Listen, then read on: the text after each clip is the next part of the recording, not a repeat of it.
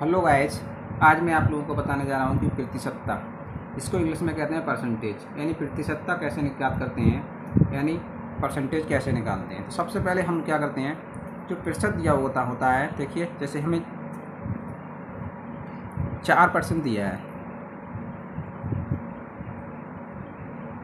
4% लिखा हुआ है, 4% को हम भिन्न में बदल लेते हैं, भिन्न मतलब में बदल लेते हैं। तो इसको भिन्न में बदलते हैं तो कितना हो जाता है, तो ये 4 बटे कितना हो जाता है 100। प्रतिशत का चिन्ह हटा दे तो बटे 100 जाता है। तो 4 से डिवाइड करेंगे, 4 एकन 4, 4 दूनी 8, बचे 2, 4 पंजे 20। तो इसका जो भिन्न रूप आ जाएगा 1/25 आ जाएगा, 1/25। इसी तरीके से अगर हम 5% का निकालें, 5%, तो 5% बराबर कितना होता है 5/100, और बटे 5 एकन 5, 5 दूनी 10, 0 का 0, 1/20। ये इसका भिन्न रूप आ गया।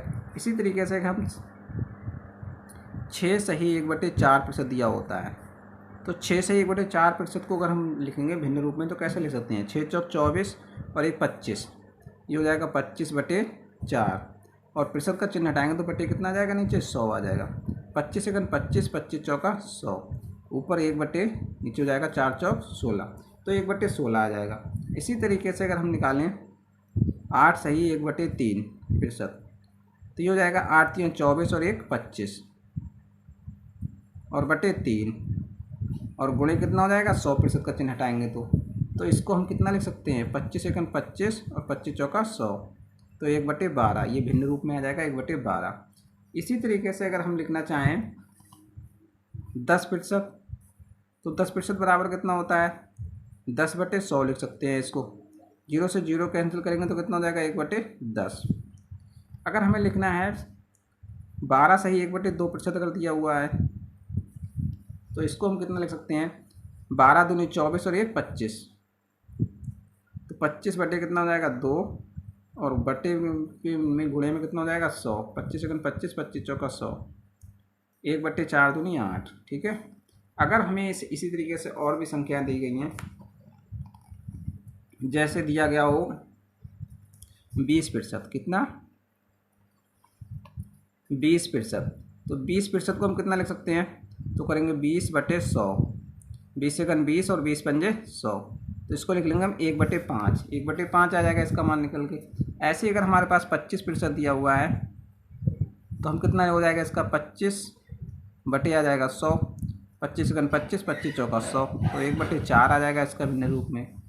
इसी हिसाब से अगर हमारे पास दिया हुआ है 30%, तो 30% को हम करेंगे तो कितना लिख सकते हैं 30/100, 0 से 0 कैंसिल हो जाएगा तो 3/10 हो जाएगा। ठीक है। अगर हमारे पास लिखा हुआ है 33 सही 1/3%, तो इससे कितना लिख सकते हैं 33 यानी 99 और 100, और बटे 3, और गुणे में कितना हो जाएगा बटे में 100 हो जाएगा, प्रतिशत को हटाते हैं तो 100 से 100 कैंसिल हो जाएगा तो 1/3 आ जाएगा इसका भिन्न रूप। इसी हिसाब से अगर हमारे पास 40% दिया हुआ है, तो हम इसे कितना लिख सकते हैं 40/100, 0 से 0 कैंसिल, 2 दूनी 4, 2 पंजे 10, 2/5। ठीक है। इसी हिसाब से अगर हमारे पास 50% लिखा हुआ है, तो हम कितना लिख सकते हैं 50/100, 50 एकन 50, 50 दूनी 100, तो 1/2। ये भिन्न रूप हो गए। इस तरीके से हम प्रतिशत को भिन्न में बदल लेते हैं, प्रतिशत को भिन्न में बदल लेते हैं। देखिए सबसे पहला क्वेश्चन हमारे पास दिया गया है कि जब ए की आय बी से 10% अधिक है, तो बी की आय ए से कितना प्रतिशत कम है। तो सबसे पहले देखो हमें प्रतिशत में दिया हुआ है, कितना प्रतिशत दिया है 10%। 10% को हम भिन्न में बदल लेंगे तो 10 बटे कितना कर लेंगे 100, 0 से 0 कैंसिल हो जाएगा तो 1/10 हो गया। ठीक है। एक तो दिया है ए और एक दिया है बी व्यक्ति, एक ए व्यक्ति है एक बी व्यक्ति है। तो कह रहे हैं कि ए की आय बी से 10% अधिक है, हमारे कह रहे हैं कि ए की आय बी से 10% अधिक है, तो हमारे पास कितना है आधार 10। ठीक है। यानी जो हमारे पास आय है ये किसका आ गया, ये रेशू आ गया हमारा। ठीक है। यानी हमारे भिन्न रूप में आ गया। तो अगर हम बी की आय, जैसे बी की आय ए की आय बी से 10% अधिक है, बी से ए की आय 10% अधिक है, अगर हम बी की आय 10 मानते हैं यहाँ पर, ठीक है, तो ए की आय हम कितनी मानेंगे, क्योंकि ए 10% तो 1/10 आया इसका, तो 1 रेशियो इसकी आय अधिक है, और 10 पर कितने पर 10 पर, तो ये बी की आय हमने 10 मान ली, तो ए की आय हम कितनी मानेंगे 10 और 1 11, कितनी मानेंगे 11। ठीक है, अब कह रहे हैं कि बी की आय ए से कितना प्रतिशत कम है, यानी बी की आय ए से कितना परसेंट कम है। तो बताओ ए की आय 11 है तो बी की आय कितनी रेशियो है 10, तो कितने रेशियो कम हो गई यहाँ पर, इसमें से अगर निकालेंगे तो कितने रेशियो कम है, एक रेशियो। अब इसका प्रतिशत निकालेंगे तो कितना हो जाएगा, प्रतिशत निकालेंगे तो 1 गुणे 100 और कितने पर है 11 पर, कितने पर 11 पर, तो बटे 11 कर देंगे। बराबर इसका लिखेंगे तो कितना माना जाएगा 100 एकन 100 बटे 11, भाग करेंगे तो 11 नियम 99, बचा कितना 1, 9 सही 1 बटे 11%। इतने परसेंट उसकी आय कम है, किससे, ए से। इसका मतलब बी की आय कितनी है, ए से 11, 9 सही 1 बटे 11% कम है। ठीक है, देखिए कह रहे हैं कि जब ए की आय बी से 20% कम है तो बी की आय ए से कितना प्रतिशत अधिक है। तो कितने परसेंट कम है, 20%। 20% को हम भिन्न रूप में बदलेंगे तो हमारे पास कितना हो जाएगा 20 बटे 100, 20 एकन 20, 20 पंजे 100, 1 बटे 5। ठीक है, ये तो ए व्यक्ति है और ये बी व्यक्ति है। कह रहा है कि ए की आय बी से 20% कम है, बी की आय हमारे पास कितनी है 5, तो ए की आय कितनी है, एक रेशियो कम है यहाँ पर। ठीक है, तो 5 में से एक लाए कितना 4 रह जाएगी उसके पास। तो कह रहे हैं बी की आय ए से कितने प्रतिशत अधिक है। देखो ए से कितनी अधिक है, ये 4 रेशियो, तो ये कितनी है 5, तो कितनी अधिक है 1 रेशियो, कितनी रेशियो 1, तो 1 इसका हम प्रतिशत रूप निकालेंगे तो कितना हो जाएगा 1 कितने पर अधिक है 4 पर, कितने पर 4 से, तो बटे हो जाएगा 4 से भाग करेंगे 4 एकन 4, 25 चौका 100, 25 एकन 25, तो 25% की आय अधिक है, किसकी आय, बी की आय ए से कितना परसेंट अधिक है, तो बी की आय जो है ए से 25% अधिक है। ठीक है, देखिए अगला क्वेश्चन दिया हुआ है हमें, क्वेश्चन नंबर 3, यदि आम के मूल्य में 30% की वृद्धि हो जाए तो कोई व्यक्ति उसकी खपत में कितने प्रतिशत की कमी करे जिसका उसका खर्च पूर्ववत रहे, यानी जितना पहले खर्च करता था उतना ही वो खर्च करे और मूल में जो हो रहे हैं आम के मूल में 30% की वृद्धि हो रही है। तो हमें सबसे पहले क्या दिया है 30% की वृद्धि दी है, तो 30% बराबर हम निकालेंगे तो भिन्न में तो कितना हो जाएगा 30 बटे 100, ये हो जाएगा 0 से 0 कैंसिल हो जाएगा, 3 बटे 10 इसका रेशियो में आ गया। ठीक है, ये भिन्न रूप यानी, तो ये देखिए पहले उसका खर्च कितना था 10 था, अब 3 रेशियो वृद्धि हो रही है तो अब कितना हो जाएगा उसका 10 से 13 हो जाएगा।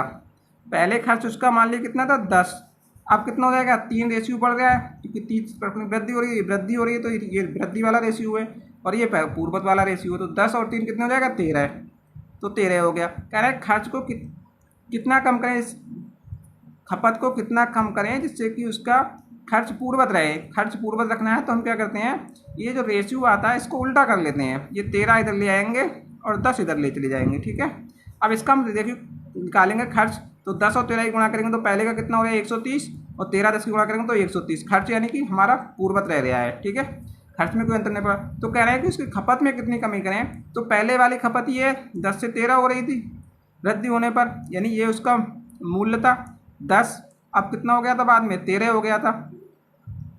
ठीक है, और खपत उसकी कितनी थी पहले 13 थी, तो हमने कितनी कर दी 10 कर दी। ठीक है, तो 10 13 से कितनी कम कर रहे हैं 10, यानी कि 3 कम कर रहे हैं, कितना रेशियो कम कर रहे हैं यहाँ पर 3। ठीक है, ये तो उसका क्या था मूल था, पहले 10 रुपये मान लिया 10 रेशियो था, अब उसका 30% वृद्धि हो गई 13 रेशियो हो गया, और उसका जो खर्च था ठीक है खपत थी वो पहले 13 रेशियो थी, अब हमने कम करके कितनी कर दी 10 कर दी, तो कितनी कम करी 3, कितनी रेशियो कम करी 3, तो हम इसका प्रतिशत निकालेंगे तो 3 कितने पर कम करी है हमने, प्रतिशत निकालते हैं तो 100 पर और बटे कितने पर 13 पर, तो 13 नीचे आ जाएगा। इसको हल करेंगे तो हो जाएगा ऊपर 300 और बटे हो जाएगा 13 से भाग करोगे तो 13 दूनी 26। ठीक है, बचे कितने 4, 40 हो गया, 13 39 बचा 1, तो 23 सही 1 बटे 13%। इतने परसेंट की हमने क्या कर दी उसकी खपत में कमी करनी पड़ेगी जब उसका खर्च पूर्ववत रहेगा। ठीक है, देखिए हमारे पास अगला क्वेश्चन 4 दिया हुआ है कि यदि घी के मूल्य में 40% की कमी हो रही है, ठीक है, तो कोई व्यक्ति उसकी खपत में कितने परसेंट की वृद्धि कर ले जिससे उसकी खर्च पूर्ववत रहे।